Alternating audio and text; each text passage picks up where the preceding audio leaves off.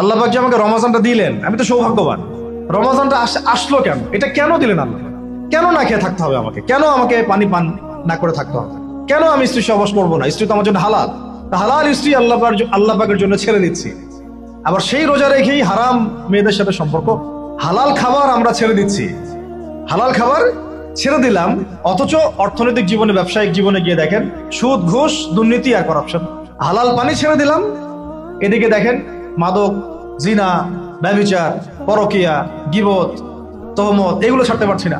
আসলে কেন এগুলো ছাড়তে বলা হচ্ছে? পানি, খাবার এবং স্ত্রী সহবাস, একটা আপনাকে সবর এর ইমতিহান দেওয়া হচ্ছে, তাকওয়ার একটা প্রশিক্ষণ দেওয়া হচ্ছে।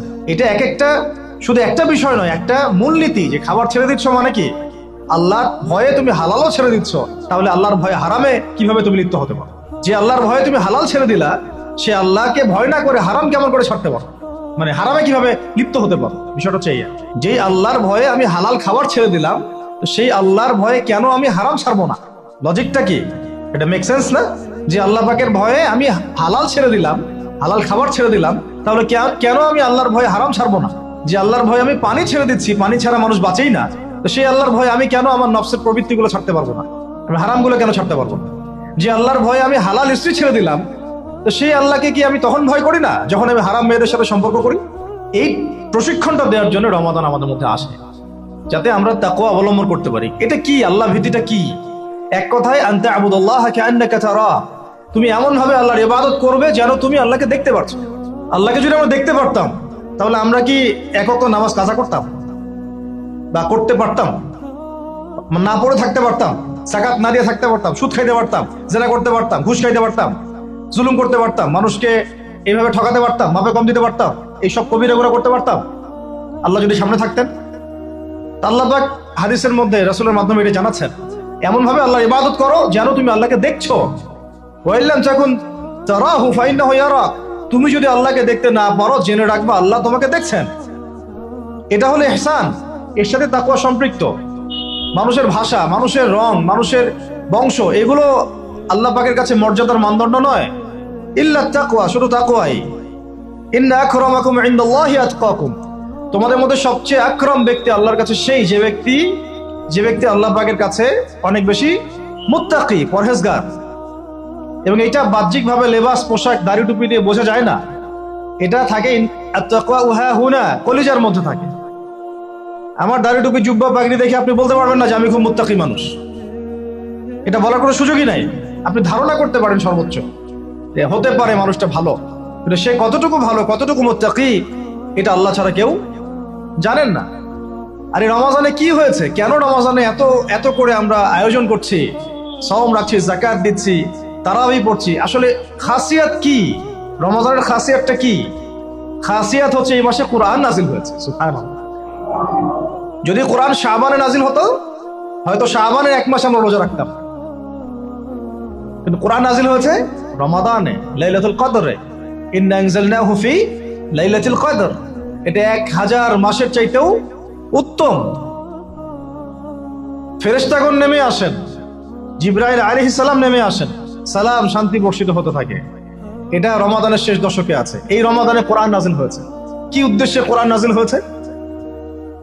40 দিন পড়ার জন্য, নিশ্চয়ই 3 দিনের দিন পড়ার জন্য, বছরে একবার খোলার জন্য, সারা বছর ধুলায় পড়ে থাকবে আমার মেসের উপরে, এই জন্যে। আর আপনারা বুকে হাত দিয়ে বলেন তো, কতজন মানুষ আছেন এখানে, বা এই ওয়াজ যারা শুনবেন, নসিহত যারা শুনবেন, কতজন মানুষ আছে যারা ডেইলি কোরআন খুলে বাংলাদেশের মাটিতে? এই বাংলাদেশের 90% মুসলিমের দেশে কতজন মুসলিম আছেন যারা ডেইলি কোরআন খুলে দেখেন? অন্তত খুলে দেখেন একবার, অন্তত খুলে দেখেন একবার। কতজন কোরআন, মানে কতটা বাড়ি আছে বাংলাদেশে যে বাড়িগুলোতে কোরআন পরিষ্কার পরিচ্ছন্ন আছে, ধুলো পড়ে যায় নাই? কয়টা বাড়ি পাবেন? বহু বাড়ি দেখবেন কোরআন পড়ে আছে উপরে ধুলায় ভর্তি। কোরআনের উপর ধুলা পড়েছে মানে কি জানেন? তার দিনের উপরই ধুলা পড়ে গেছে, তার কলমের উপরই ধুলা পড়ে গেছে, তার দুনিয়াও হালাক, আখিরাতও হালাক, ইল্লা মাশাআল্লাহ, ইল্লা মাশাআল্লাহ। আর আরো তো স্ট্রং ওয়ার্ডে গেলামই না, যে কোরআন কত % মানুষ পড়তে পারে সেটা জরিপ করে দেখেন। 90% মুসলিমের দেশ, শিক্ষা বিভাগে কোরআন নাই, আপনারা 20 বছর পড়াশোনা করছেন, কোরআন আপনারা পড়েন নাই, আপনাদেরকে পড়ানো হয় নাই, ইভেন কোরআনের তাজবিদও শেখানো হয় নাই। কিসের শিক্ষা এটা? তাহলে শিক্ষা মানেটা কি আসলে? আমাকে বলো তো, শিক্ষা মানে কি? What is the definition of education? এডুকেশনের সংজ্ঞাটা কি আসলে? শিক্ষার সংজ্ঞাটা কি? শিক্ষার সংজ্ঞা যদি হয় একটা কৌশল শেখা, যেটা দিয়ে আমি রিজিক অর্জন করে খাবো, রুজি অর্জন করে খাবো, তাহলে এটাকে তো শিক্ষা বলা যাচ্ছে না। এটা হচ্ছে আপনার দক্ষতা। এটা কি আপনার দক্ষতা? তাহলে এটার নাম শিক্ষা দিচ্ছেন কেন? পুরো শিক্ষা সিস্টেম আমাদেরকে দিন বিবর্জিত করে ফেললো। না এখানে কোরআন আছে, না তাফসীর আছে, না আরবি ভাষা আছে, না আরবি ব্যাকরণ আছে, আর না সিরাত আছে, আর না হাদিস আছে, আর না আকীদা আছে, আর না উসুল আছে। কিছুই নাই, কিছুই নাই। আমাদের 90% মুসলিমের এই দেশে আমাদের এই যে 80% 70% ছেলে মেয়েরা জেনারেল লাইনে পড়াশোনা করছে, কিছুই শিখে নাই। এরপরেও তাদের মধ্যে ফিকির হয় না যে আমার এর বাইরেও মাদ্রাসায় যাওয়া দরকার, আলেমের কাছে বসা দরকার, বা বিভিন্ন কোর্স করা দরকার। সারা জীবন শিখতে পারলাম না, ওস্তাদদের কাছে গিয়ে শেখা দরকার। অনলাইনে হোক, অফলাইনে হোক, দার্সে হোক, তালিমে হোক, বা কোর্স ভিত্তিক ভাবে হোক, শেখা দরকার। এই ফিকিরটুকু আমাদের মধ্যে আসতেছে না। আর ইলম ছাড়া আপনি কি করতে পারবেন?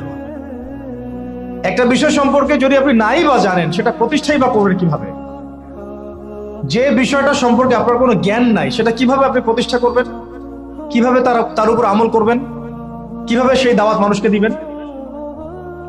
আমি ধরেন একজন ডক্টর নই, কখনো মেডিকেল সায়েন্স পড়ি নাই, আমি কি চিকিৎসা করতে পারবো? আমি যদি একটা চেম্বার খুলে বসি, আপনি কি আমার কাছে আসবেন রুগী দেখাতে? Common sense. তা আমরা সবাই চাই আল্লাহর জমিন, আল্লাহর দিন কায়েম হোক, মানুষ ইসলামের ছায়াতলে আসুক, দাওয়াতের কাজ আমরা করি, আমরা সৎ কাজে আদেশ করি, অসৎ কাজে নিষেধ করি, সমস্ত জাহালাত গুলো সমাজ থেকে দূর হয়ে যাক। জাহালাত দিয়ে সমাজটা ভর্তি হয়ে গেছে, দুর্নীতি হচ্ছে, খুন খারাপি হচ্ছে, গুম হচ্ছে, ক্রসফায়ার হচ্ছে, শিশুকে পর্যন্ত করা হচ্ছে, সমকামিতা ছড়ানো হচ্ছে, আল্লাহর জমিনে আল্লাহকে গালি দেওয়া হচ্ছে, আল্লাহর জমিনে তার রাসূলকে গালি দেওয়া হচ্ছে। জাহালাত গুলো লিস্ট করলে তো কিয়ামত নেমে আসবে আমাদের উপরে। জাহালাত গুলো লিস্ট করলে, আর যদি একটা একটা করে ধরে আল্লাহ পাক শাস্তি দেওয়া শুরু করেন, তাহলে কিয়ামত নেমে আসবে আজকে বাংলাদেশের মাটিতে। এগুলো দূর করতে হলে তো আমাকে জানতে হবে কোনটা জাহালাত, এর সমাধান কি। এর সমাধানগুলো বের করার জন্য আমাদের পথ পদ্ধতি কি হওয়া উচিত, পদক্ষেপ কি হওয়া উচিত, এই ফিকিরটা আমাদের মধ্যে আসা উচিত। আমরা যদি এখন পর্যন্ত এই বিষয়গুলো মূল্যায়ন করতে ব্যর্থ হই, আজকে থেকে আগামী 20 বছর পরে আপনি, আমরা বিছানায় শুয়ে শুয়ে মৃত্যুর অপেক্ষা করতে থাকবো আর পস্তাইতে থাকবো, কাশ যদি যুবক বয়সে এই বুঝটা আমার মধ্যে আসতো আর আমি বুঝতাম আর দিনের জন্য কিছু করতে পারতাম। এতটুকু আজকের জন্য যথেষ্ট। আমরা ফিকির করি আমাদের জীবনের উদ্দেশ্য কি, লক্ষ্য কি, কেন দুনিয়াতে আসছি, কোথায় যাব, যাওয়ার পরে আমার কি হবে। যদি আমি দুনিয়া এবং আখিরাতে সফল হতে চাই, তাহলে ইসলাম ছাড়া অন্য কোনো রাস্তা নাই। যদি তাই হয়, তাহলে ইসলাম সম্পর্কে আমি জানি কতটুকু, আমার জ্ঞান কতটুকু আছে। জ্ঞান নাই, আমি শিখতে পারি নাই, স্কুল শিখাই নাই, কলেজ শিখাই নাই, আমার কি এই অজুহাতগুলো আল্লাহর সামনে চলবে কি চলবে না? টিকবে না। উত্তর কি? টিকবে না। যদি না টিকে, তাহলে আমাকে যে আল্লাহ পাক এখন শোনার তৌফিক দিলেন, এখন জানার তৌফিক দিলেন, এখন থেকে আমার পরিকল্পনা কি হওয়া উচিত, আমি কি করতে চাই, আমার পরিকল্পনা কি, আমার লক্ষ্য কি, আমার উদ্দেশ্য কি। দুনিয়া কি আমার লক্ষ্য না জরুরত, বাকিগুলো কি আমার লক্ষ্য না জরুরত, প্রয়োজন, এটাও আপনাকে বুঝতে হবে। এবং যদি আপনি বুঝে ফেলেন, হ্যাঁ সত্য মিথ্যা চিনে ফেলেন, আপনার লক্ষ্য উদ্দেশ্য চিনে ফেলেন, তাহলে আপনি নিজেই